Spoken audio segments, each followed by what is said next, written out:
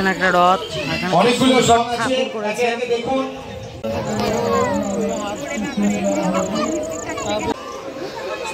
এই জায়গাটা একটা ভূতের ঘর বলতে একটা কি বানিয়েছে।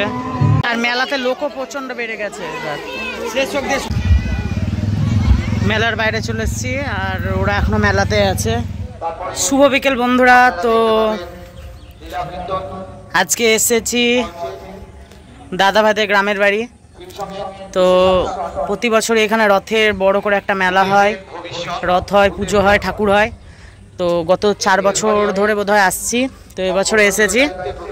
তো আজকে ওয়েদারটা এরকম আছে, আজ বৃষ্টি আর হয়নি, কালকে অবধি বৃষ্টি হচ্ছে টানা 1 সপ্তাহ। তো যাব রথ দেখতে। তো আজকে ব্লগটা বিকেল থেকে শুরু করলাম।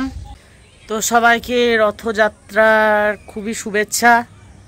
তো রথ সবারই ভালো কাটুক। এবার রথ আসলেই মা দুর্গা আর বেশি দিন নেই, মা আসতে চলেছে। তো চলো আজকে ব্লগটার বেশি কথা না বলে শুরু করব। তো দেখতে থাকো আজকে ব্লগটা। চ্যানেলে কেউ নতুন থাকলে প্লিজ চ্যানেল সাবস্ক্রাইব করে নিও। তো আর বেশি কথা না বলে চলো আজকে ভিডিওটা শুরু করা যাক। Let's start. তো এখনও মেলা দেখতে দেরি করে যাব সন্ধ্যেতে। তো তার আগে একটু দেখিয়ে দিই এইগুলো। ওই পতাকা আছে, ওইখানে মেলা হয়। এই জায়গাতে মেলাটা হয়। তো বিকেল সন্ধে করে যাব, এখন যাচ্ছি না। তো দেখতে থাকো আজকে ব্লগটা। সন্ধে গেছে আর মেলা দেখতে বেরিয়ে গেছি। চলো দেখি গা।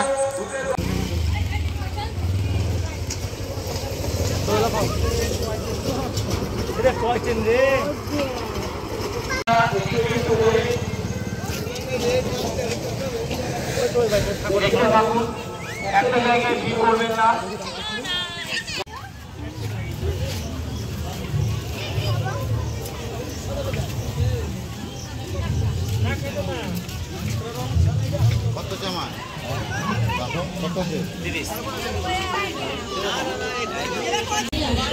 এখানে একটা রথ, অনেকগুলো ঠাকুর করেছে। দেখুন অনেকগুলো আছে, একটা জায়গায় ভিড় করবেন না, অনেক সং আছে সেগুলো।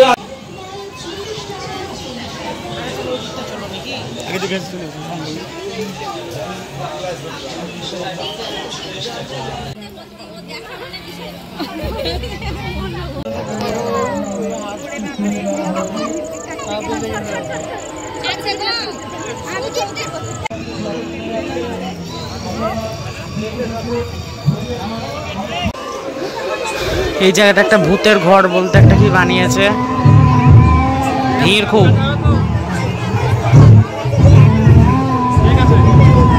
তো আমরা ভূতের ঘর দেখে এলাম, ওখানে একটা ভূতের ঘর করেছে, এখানে ভিডিও করতে দিচ্ছে না। আর মেলাতে লোকও প্রচন্ড বেড়ে গেছে। শেষ চোখ দিয়ে সময় নিয়ে যাবো।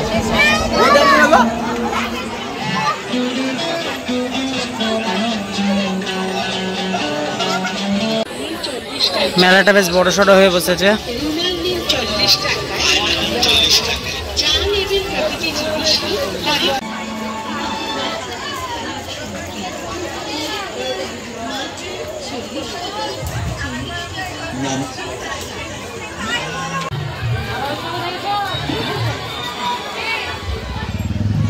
মেলার বাইরে চলে এসেছি আর ওরা এখনো মেলাতে আছে।